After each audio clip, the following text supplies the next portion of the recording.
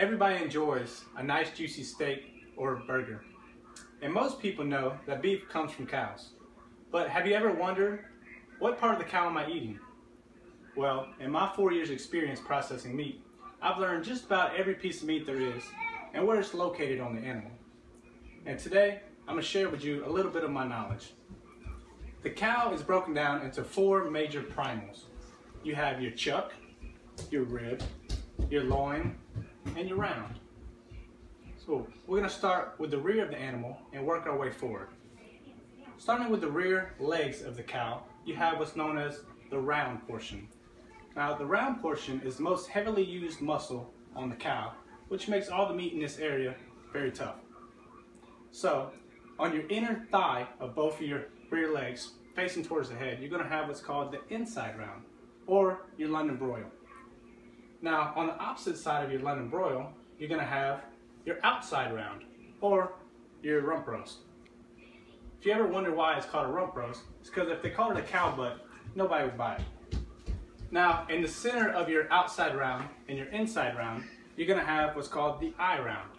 It's called the eye of the round because it's in the center of the round, kind of like the eye of a storm. Now on the top of your 3 rounds, you're going to have your sirloin tip, or your knuckle, that sits right on the rear of the animal. Those are the 4 major pieces on the round portion. Now moving up to the next portion is the loin portion of the cow. So in your loin portion is going to have your most tender pieces of meat on the animal, because these muscles are used the least.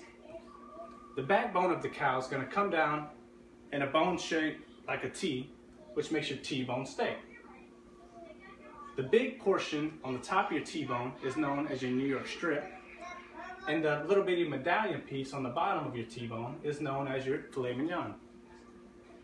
Now lining the belly on the bottom under the T-bone is going to be where your skirt steak lies. Those are the 3 major pieces of meat in the loin section. Moving on to the rib section, we're going to have the rib eye. Now on the bottom of the rib, with the 2 points on each side of meat, you're going to have your Korean rib or your short rib, depending on where you're from.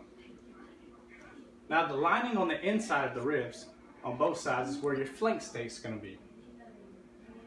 Those are the 3 most known pieces of meat in your rib section.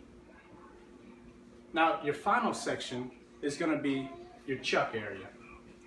In your chuck area, you're going to have your chuck roast, your chuck steaks, or your 7-bone steaks. Now on the bottom of your chuck area, on the round, kind of near the legs, you're going to have where your brisket is. Now where your legs joint into the muscle of the cow on all 4 legs is called a shank steak. Those are the 4 major primals of the cow.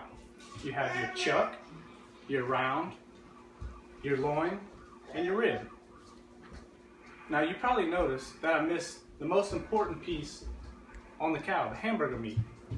Well, besides your ground chuck and your ground sirloin, hamburger meat is a combination of all your extra pieces of meat put together and ground up, and you get your ground beef.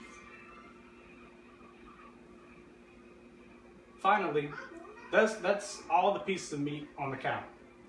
Well, I enjoyed giving you, and I hope you learned something. Thank you.